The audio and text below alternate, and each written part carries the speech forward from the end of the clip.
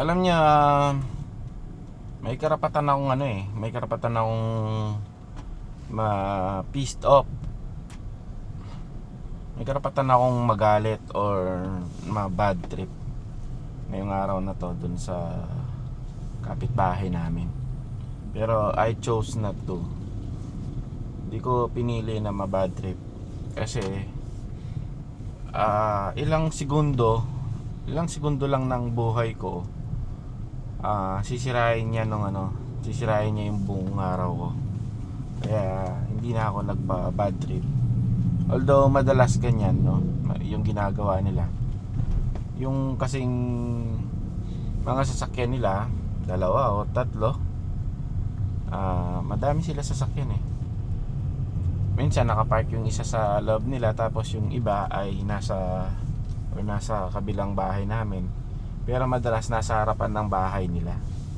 Kaya lang ako, pagka binuksan ko yung gate, kahit nasa harapan nila, nakapark sila sa kalsada, may time na nahihirapan akong lalo na akong dalawa. Kung isa, okay lang eh, kayang-kaya ko naman eh. Yung pagdadrive ko kasi, yung sakto eh. Di naman ganun kaluwag yung kalsada, pero kaya ko pa rin. Actually, pag pinost mo nga sila sa yung mga post na ganyan, pag pinost mo yung mga yan, talagang madami yung mababash sila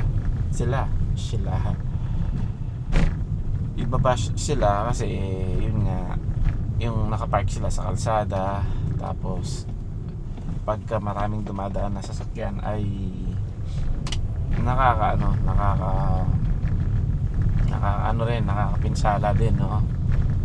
Nakaka-traffic din, lalo na pagka naka-shower. So kanina lalabas ako, medyo hirap ako kasi dalawa sila eh. Ako, yung paliko ko habang lumalabas ako sa gate, parang tatama ako dun sa gilid sa gate namin, kaya nakatansya talaga eh. Konting-konti lang talaga makikita mo sa side mirror dito, ganun lang kaliit. Pero nakalabas ako. So, yun din naman, ilang segundo lang yun. Tapos mamaya pa niyan, mahirapan ako sa pagpasok. Pero ilang segundo lang, makakapasok din naman ako. Pwede ako ma-bad trip, pwede ako kung ano-ano mga sasabihin ko, no? Kaya lang masisira yung araw ko.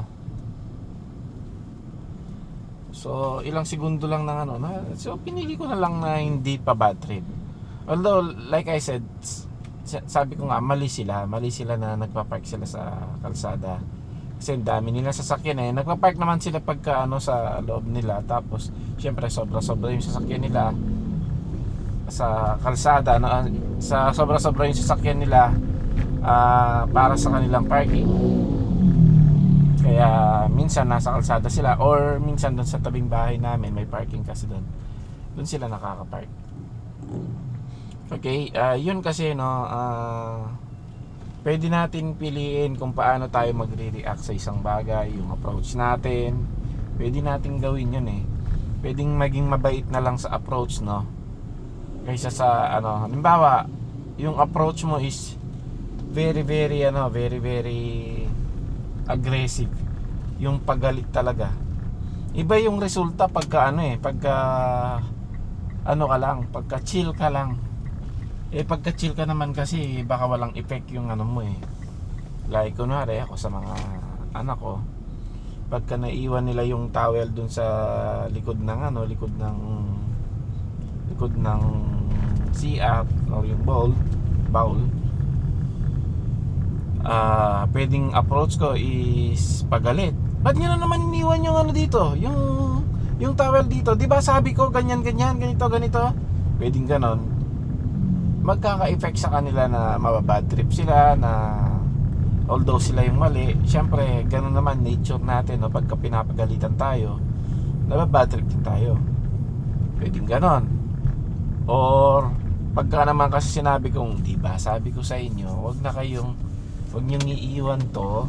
Pwede naman din ganon na siguro baka pagka ganon kasi hindi sila walang effect Pero syempre, pagka paulit-ulit mo silang sinasabihan kahit may naon, darating din yung time na mahihiya sila.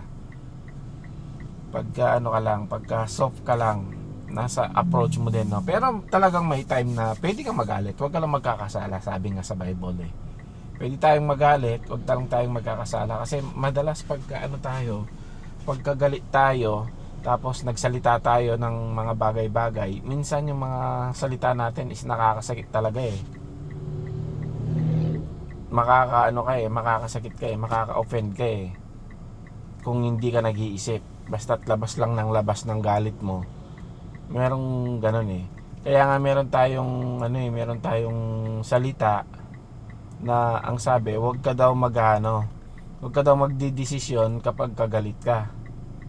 At huwag na wag kang mangangako pagka masaya ka. Huwag ka magdidesisyon kapag galit ka or malungkot ka. Iba yung iba yung epekto nun eh. Epekto. Iba yung epekto ng pagka galit ka, nagdidesisyon ka. Minsan wala sa tama din or wala sa ayos yung wala sa ayos yung desisyon mo. By the way, baka mapansin niyo same shirt ako, no? Kasi kaninang maga yung isang video, ngayon nasa hapon na to. Magsusundo na ako, no? Yun. Siguro ikakat ko na lang dun sa kung saan ako magsusundo para sa protection. Wala pa akong tulog. Natulog ako anong oras na? Alas 5 yata. Tapos nagising ng 6:30 para magsundo magatid ng mga bata. Ayan, sinabi ko na kung ano yung ginagawa ko. Mga kaibigan ko naman kayo, no? At wag ko na lang ipapakita yung mismong bahay namin. Okay. Yun, no? I chose not to get upset kasi masisira yung araw ko. At ganun nga, pagkagalit ka, yung desisyon mo ay mga sablay. Madaming beses na ganyan eh.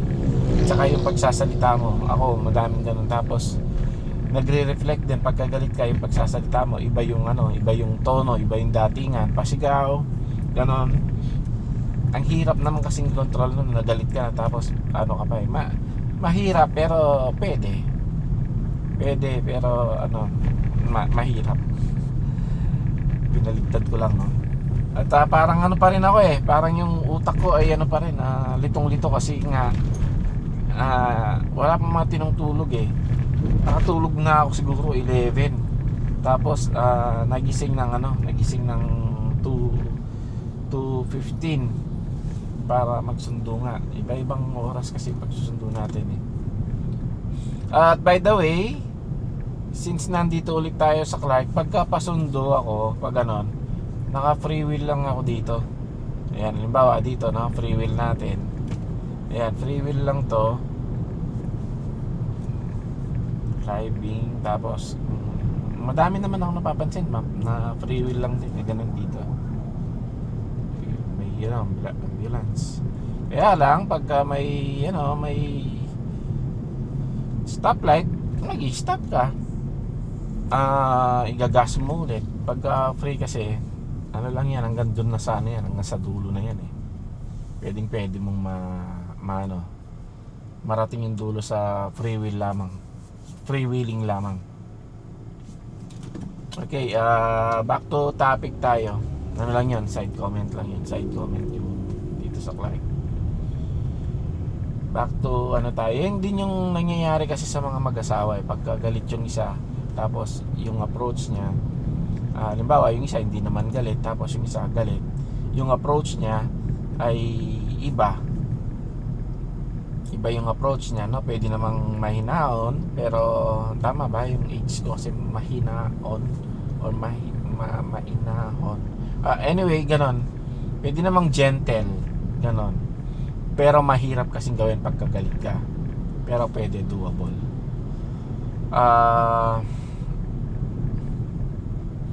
Ayun. Pagka galit yung isa, tapos i-approach niya sa isa ay galit din, doon na nagsisimula yung yung parang fire. Kaya ngayon nag-aaway yung dalawang mag-asawa, minsan nauuwi pa sa ano, sa hiwalayan dahil lang sa ganun, no? Dahil lang sa simpleng away. Matitrigger yung isa, lalo na kung halimbawa pagod, no? Pagod, puyat, tapos okay lang sana nananahimik, yung dahil yung mga pinaggagawa niya, no, yung mga nakaraan ay napansin ng asawa, ayun, na-trigger siya. Ano lang siya, pagod lang siya, tapos puyat. Nung na-trigger siya, ayun, lumabas, galit na rin. Pagod, puyat, galit. So yung dalawa niya nagsasabong na. Para na silang magkaaway, hindi na sila parang mag-asawa. Biglang ganon, tapos magdidesisyon dahil pareho silang galit. Magdidesisyon sila na hiwalay na lang, ganon. Hiwalay, patapangan eh. Gusto ng isa ipakita na mas matapang siya. Gusto rin naman ng isa ipakita na matapang siya. So pataasan din ng pride, pataasan ng ego. Ayun, naghiwalay. Naipon yung mga yung mga natatagong pagpipigil ng isa. Tapos yung isa nilabas din yung mga pagpipigil niya. Pareho silang iniisip na pareho silang tama, mali yung kabila. Walang mangyayari talaga pagka ganon. Sa mga bata naman, sa mga kabataan naman, no, pagka pinapagalitan mong ganon, nakikita lang nila yung pinapagalitan mo eh. Nakikita lang nila na ako na naman, pinapagalitan na naman ako. Nakikita lang nila yung ganon, na feeling sila ang victim. Pero sa totoo lang, yung parents yung victim. Like bakit mo sila pinapagalitan, no? Kasi meron silang nagawang sablay. Like nakalimutan iligpit ito, nakalimutan na ginawa ka ng katulong, no? Tapos nakakasanayan yung ganon. What if dumating yung time na nakipagbisita sila tapos ganon yung nangyari? Sila, bali parang napaghahalata na siguro sa bahay ay ganyan tong mga batang to, tamad to. Tipong ganon. Iba rin kasi yung tinetrain natin yung mga bata sa bahay pa lang. Kagaya nung asawa ko, di lang sa bahay, no, sa mga fast food. Yung mga anak ko trained dyan na kahit hindi na nila trabaho, na iligpit yung pinagkainan, binabawasan nila yung posibleng maging trabaho ng magliligpit. Nililinis nila, inaayos nila, parang segregate, tama ba? Segregate. Nakaayos na yung mga pinggan, nakapatong-patong na yung mga kutsara, nakaayos, tapos yung mga baso pinagsama-sama na. Para pagdating nung magpipick up, nung kukuha, kinukuha na lang. Wala nang punas-punas kasi pinunasan na ng mga anak ko eh. Nilinis na, as in, talagang sila. Talagang nasanay sila sa ganun. Ako din na ganun na. Ako pa naman, usually pagka kumain, kung ano yung pinagkainan ko, ganun na, nakasanayan ko na yun eh. Ayun, yung asawa ko, na-train kami na ganun, kahit sa bahay, kahit sa nasaan, talagang inadapt namin eh. Kada kain namin, nililigpit ko. At again, no, malapit na ako dito sa pupuntahan.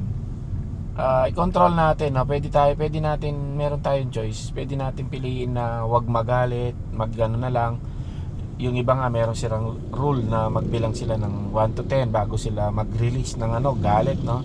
Then or magsalita, then biglang mawawala yung kanilang galit. So, see you again sa tomorrow.